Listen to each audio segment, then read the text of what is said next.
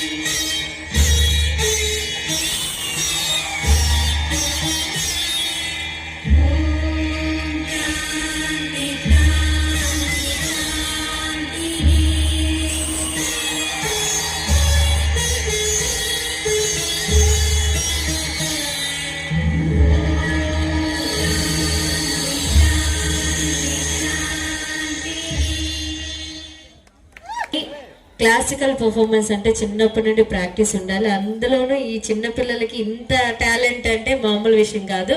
ఎవరు బంగారం కొరియోగ్రాఫర్ ఎవరు?